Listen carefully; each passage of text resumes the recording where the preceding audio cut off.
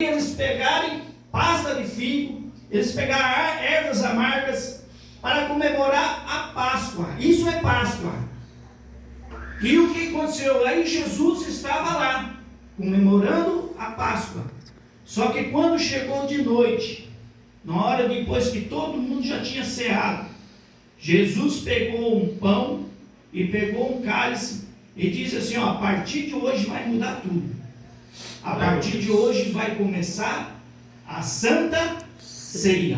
Vai começar a ceia do Senhor. Glória a Deus. Então, quando chega lá em Lucas, começou a ceia do Senhor. Por quê? Porque ali na tradição judaica, eles usavam 4 taças de vinho.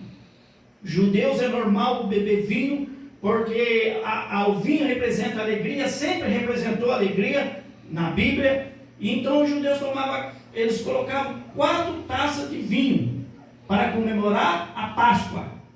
E uma das taças chamava Kadosh, a outra chamava Haggadah, e a outra era de louvor, e a outra só ia tomar o Messias quando ele viesse.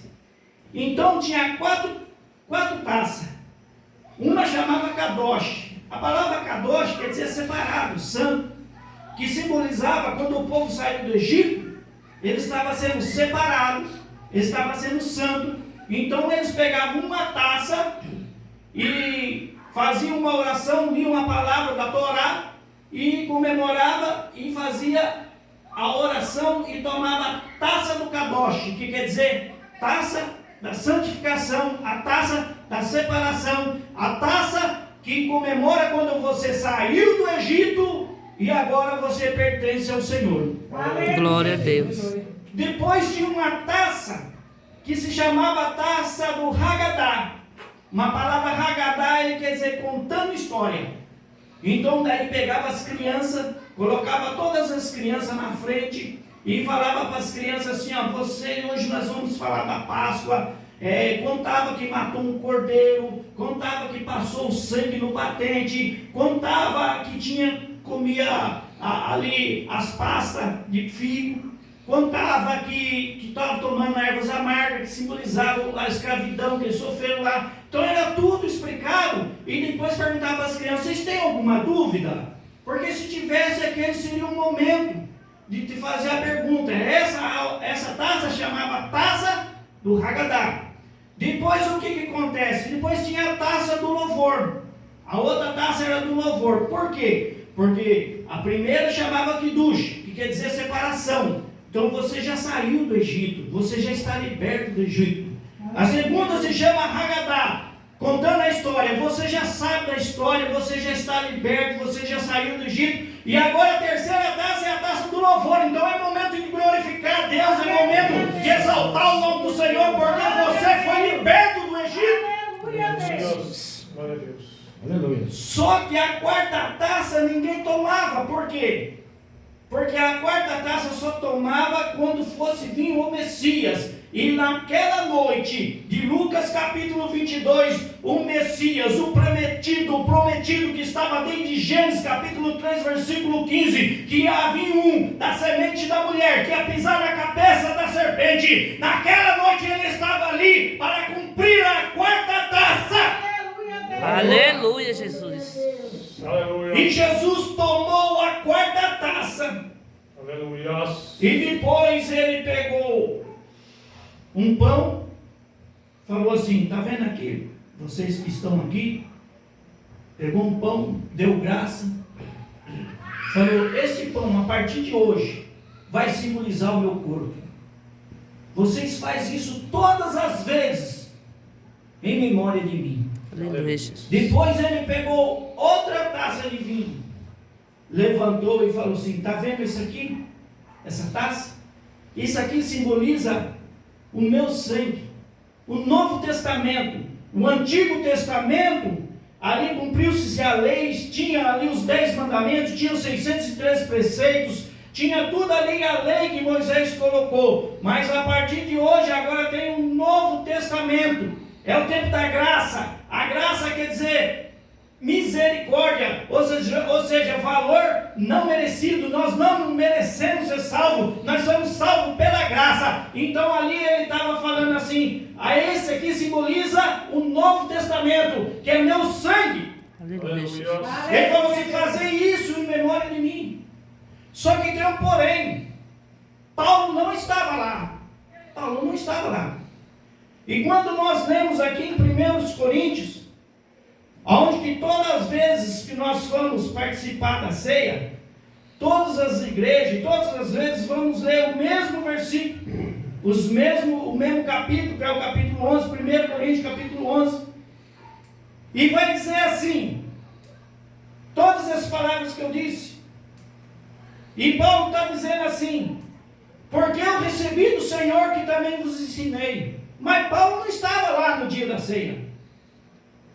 Para os irmãos terem a ideia, a tamanha importância da Santa Ceia, que o próprio Jesus revelou para Paulo. Aleluia. O que era necessário fazer, que era necessário pegar esse pão para simbolizar o corpo dele, que era necessário pegar esse suco para simbolizar ali o sangue, o Novo Testamento. E ele, todas as vezes, ele fala assim, fazei isso em memória de mim até que eu venha. Aleluia. Até que eu venha. Aleluia, Jesus. Mas nós louvamos a Deus o hino que diz que o rei está voltando. Como nós sabemos que o rei está voltando, sendo que a Bíblia diz em Mateus, capítulo 24, versículo 36, diz assim, que ninguém, nem os anjos do céu, nem o próprio Filho, ninguém sabe o dia nem a hora que Jesus vai voltar. Como nós sabemos que o rei está voltando? Nós sabemos que o rei está voltando porque em São João capítulo 14 está escrito assim, filhinhos, não turbe vossos corações, credes em Deus, credes também em mim, na casa do meu pai há muitas moradas. Se não fosse assim, se não tivesse moradas, eu vos teria dito que eu vou preparar, mas a morada já está pronta. Como que nós vamos entender isso aí? Nós vamos entender isso aí quando nós entendemos a cultura dos judeus. Quando nós lemos lá em Gênesis capítulo 24, ali está contando a história, ali que Abraão mandou o seu servo buscar uma esposa para Isaac. E o que acontece? E o seu servo foi buscar uma esposa para Isaac. Ele saiu com camelos, ele saiu com ouro, com pulseiras de ouros, ele saiu com coisas preciosas, tudo para buscar a esposa. Só que o servo de Abraão falou assim, ele orou a Deus e falou assim, como que eu vou saber quem é a noiva? Como que eu vou saber quem é a noiva? Aleluia. Aí ele falou assim, não, a noiva vai ser uma mulher, que quando eu chegar ao poço, ela vai oferecer água para mim e também para os camelos. Aleluia. Só que aquele servo, ele saiu com 10 camelos.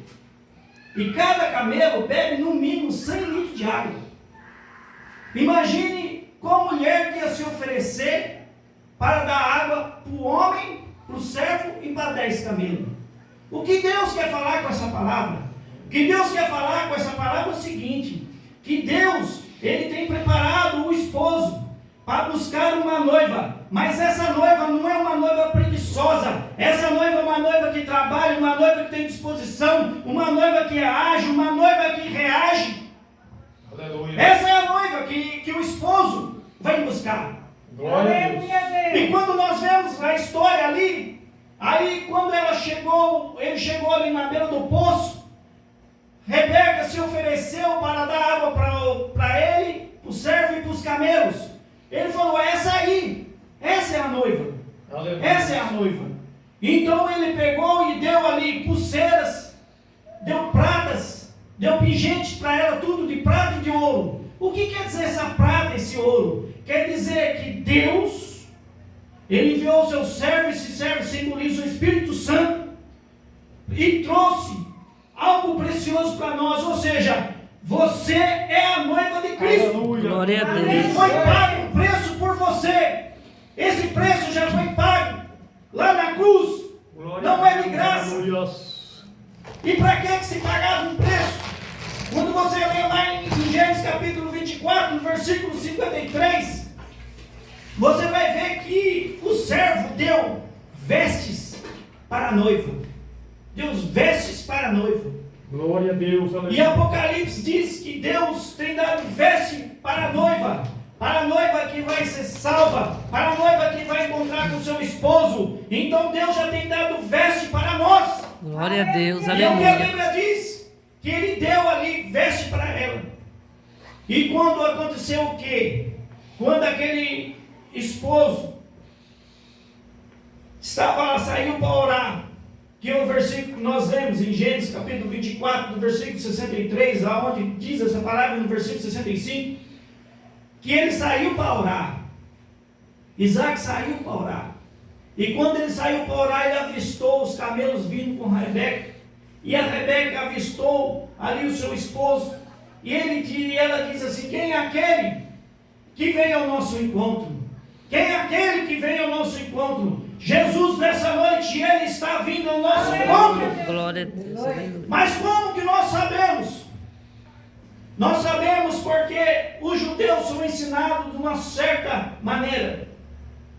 Os judeus, eles não namoram, eles não ficam noivos, eles já se dão por esposo e por esposa. Então, quando um judeu